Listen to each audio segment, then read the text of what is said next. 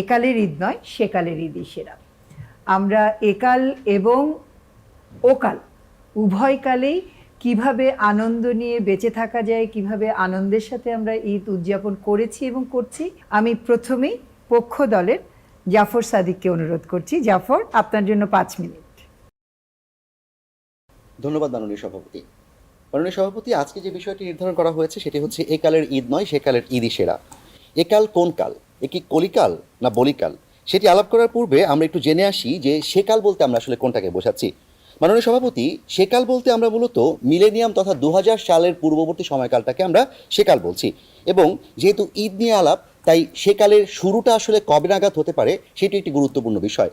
যেহেতু ঈদ বিষয়টি একটি ধর্মীয় বিষয় এবং ঈদের উৎপত্তিটি ধর্মকেন্দ্রিক, তাই আমরা ঈদের আলাপটা শুরু করতে গেলে প্রাসঙ্গিকভাবেই মনে হতে পারে যে ঈদের আলাপটি মূলত সেই 600 কিংবা 700 খ্রিস্টাব্দ থেকেই শুরু হওয়া প্রয়োজন। সেটি আলাপ করা যেতেই পারে, তা নিয়ে সমস্যা নেই। কিন্তু আমরা আজকে যেহেতু আমাদের জীবদ্দশায় যে ঈদগুলো আমরা দেখেছি সেই ঈদগুলো নিয়ে আলাপ করতে চাই। সেটি কবে থেকে? সেটি ধরে নিন 1980 সাল পরবর্তী সময় থেকে, 80-র দশক থেকে 2000 সাল সময়টুকুতেই আমরা আসলে ঈদের সেই সেকালটিকে ব্যাখ্যা করতে চাই। মাননীয় সভাপতি, একটু খেয়াল করে দেখবেন, যখন মদিনাবাসী দুটি উৎসব পালন করতে, একটি হচ্ছে শরতের পূর্ণিমায় নরোজ এবং আরেকটি হচ্ছে বসন্তের পূর্ণিমা মেহেরজান, সেই দুটি উৎসবের পরবর্তী সময়ে ইসলাম ধর্মের যিনি প্রবর্তক মহানবী হযরত মুহাম্মদ সাল্লাল্লাহু আলাইহি ওয়াসাল্লাম, তিনি মদিনাবাসীর জন্য দুটি উৎসবের আলাদা করে দিন নিয়ে আসেন। সেই পরিবর্তিত দিন দুটির নাম হচ্ছে ঈদুল ফিতর এবং ঈদুল আজহা। আজ ঈদুল ফিতরকে সামনে রেখে আমরা যে বিতর্কটি করছি, এই বিতর্কে মূলত আমরা দেখাতে চাই যে দুটি ঈদ উদযাপনের ক্ষেত্রেই কি করে আমরা আগের সময়কালটাকেই ভালো বলছি, সেরা বলছি, এবং এখন অর্থাৎ 2000 সাল পরবর্তী সময়টাকে কেন আমরা বলছি সেটি আমাদের তুলনামূলকভাবে খানিকটা কম সেরা।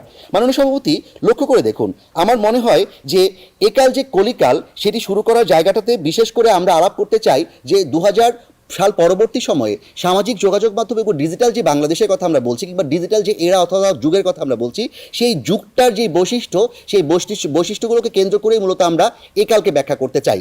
এখন তাহলে আমরা একটু জানতে চাই যে সেকালকে কেন আমরা সেরা বলছি, সেকালের ঈদগুলো কেন সেরা। সেকালের ঈদ সেরা হওয়ার অন্যতম কারণ হচ্ছে সেকালের ঈদে বেশ কয়েকটি বিষয় ছিল যেগুলো কিনা আমরা একালের ঈদে পাই না। সেটি এক নম্বর হচ্ছে আন্তরিকতা, 2 নম্বর হচ্ছে সহমর্মিতা, 3 নম্বর সামাজিক উদযাপন, 4 নম্বর ধর্মীয় ভাব গাম্ভীর্য, 5 নম্বর আত্মতুষ্টি ও নিবেদন। মাননীয় সভাপতি, লক্ষ্য করে দেখুন আগের ঈদ কেমন ছিল। যদি আমরা আন্তরিকতার জায়গা থেকে আসি তাহলে আন্তরিকতার জায়গাটি একটু লক্ষ্য করে দেখবেন। আন্তরিকতাতে আমরা দেখতে পাই যে একটা ঈদ উদযাপনের শুরু থেকেই সমাজের সবাইকে নিয়ে আমরা ঈদ উদযাপন করতে চাই, এবং এই আন্তরিকতাটুকু এখন কিন্তু আমরা দেখতে পাই না। যেমন দেখুন, আমরা ঈদ শুরু হওয়ার আগেই কিন্তু আমাদের সময়কালটি যেটা আমরা করতাম, যে আমরা ঈদ কার্ডের প্রচলন ছিল। সেই ঈদ কার্ডটি কী হতো? প্রেয়সীর নাম লিখে আমরা ভালোবাসার মানুষটিকে ঈদ কার্ড দিতাম, আমাদের বাবা মাকে ঈদ কার্ড দিতাম, আমাদের বন্ধুদেরকে ঈদ কার্ড দিতাম, এবং সেই ঈদ কার্ড কেনার জন্য আমাদের যে টিফিনের পয়সা, সেই টিফিনের পয়সা জমিয়ে রেখে আমরা সেগুলো সঞ্চয় করে 2 টাকা, 5 টাকা, 10 টাকা, 20 টাকা, 50 টাকা মূল্যের ঈদ কার্ড কিনতাম। এবং স্বাভাবিকভাবেই যেই মানুষটিকে আমি মনে মনে ভালোবাসতাম, যাকে মনে মনে পছন্দ করতাম, তার জন্য 50 টাকার ঈদ কার্ডটি নির্দিষ্ট থাকতো। মানুষ সভাপতি, লক্ষ্য করে দেখুন, সেই ঈদ কার্ডটিতে শুধু কি ঈদ কার্ড ছিল? না, সেই ঈদ কার্ডটিতে প্রত্যেকটি ঈদ কার্ড ভিন্ন ভিন্ন বৈশিষ্ট্য মণ্ডিত ছিল, এবং সেই ঈদ কার্ডগুলো এমনভাবে সাজানো ছিল যে এই মানুষটিকে আমি যে ঈদ কার্ডটি দিব তিনি বুঝে নিতে পারতেন যে ঈদ কার্ডটি আমি তাকে কেন দিচ্ছি। যেমন যেই মানুষটিকে কখনোই আমি মুখ ফুটে ভালোবাসার কথা বলতে পারতাম না, ঈদ উপলক্ষে আমার আন্তরিকতার জায়গা থেকে তাকে আমি ঈদ কার্ডটি দিতে পারতাম, এবং সেই ঈদ কার্ডের মাধ্যমে আমাদের দুজনের দূরত্ব কমে আসার সুযোগ তৈরি হতো। মাননীয় সভাপতির এরপর দেখুন, ঈদ কার্ড শুধু কি কিনেই আমরা বানাতাম? না, আমরা ঈদ কার্ড নিজের হাতে তৈরি করতাম, যেটাকে কিনা এখনকার মিলেনিয়ান প্রজন্ম বলতে পারে যে সেটা হচ্ছে হ্যান্ডক্রাফট। সেই হ্যান্ডক্রাফটগুলো আমরা কিন্তু সে 2000 পূর্ববর্তী সময়কালে বানিয়ে সেগুলো আমাদের বন্ধুদেরকে বিলি করতাম, এবং সেটাই হচ্ছে মূলত আমাদের আন্তরিকতার জায়গা। এবার আসুন, যে চাঁদ দেখা, ঈদের আগে যে উৎসবটি সেটি হচ্ছে চাঁদ দেখার উৎসব। অর্থাৎ আমরা সবাই মিলে তখন কিন্তু এভাবে করে পত্রিকা, টেলিভিশনে কিংবা হচ্ছে সোশ্যাল মিডিয়ার মাধ্যমে চাঁদ দেখা যেত না। তখন কিন্তু আমরা ইসলামিক ফাউন্ডেশনের ঘোষণার আগেই আমরা ঈদ উদযাপন শুরু করতে পারতাম না।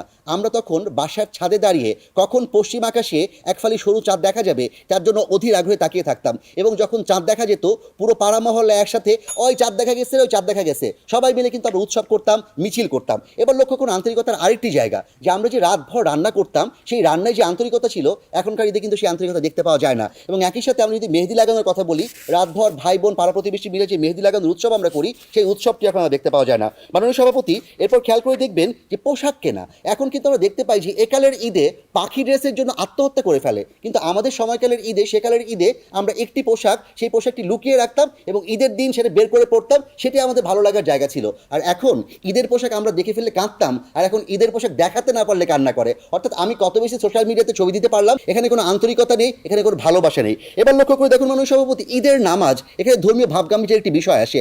আমরা ঈদের নামাজ পড়ার জন্য যে প্রস্তুতি নিতাম সেটা এখন নেই। এখনকার প্রজন্ম কি করে? তারা রাতভর মদিনার আসে শিখতে থাকে, তারা বিভিন্ন ধরনের উৎসব করে বেড়ায় এবং ঈদের নামাজে সকালবেলা মা ডেকো না আমার ঘুম ধরেছে এই বলে ঘুমিয়ে থাকে। সেই সব জায়গা থেকে মিলিয়ে আমার কাছে মনে হয় ঈদ সালামি এবং অন্যান্য আরও অনেক কিছু মিলিয়ে, চটপটির দোকান, সেগুলো আমাদের পরবর্তী বক্তারা বলে যাবেন, সব কিছু মিলিয়ে আমার কাছে মনে হয় আমাদের যে উদযাপন আমরা করেছি ঈদের সময় সেটিই সেরা এবং সেকালের ঈদটি সেরা। তাই আমি রবীন্দ্রনাথ ঠাকুরের ভাষায় বলতে চাই, দিনগুলি মোর সোনার খাঁচায় রইল না সেই যে আমার নানা রঙের দিনগুলি, সেই যে নানা রঙের দিনগুলি সোনার খাঁচায় মোরা, সেই দিনগুলোকে স্মরণ করে সবাইকে ঈদ মোবারক জানিয়ে শেষ করছি আজকের বক্তব্য। ধন্যবাদ মাননীয় সভাপতি, ধন্যবাদ সবাইকে।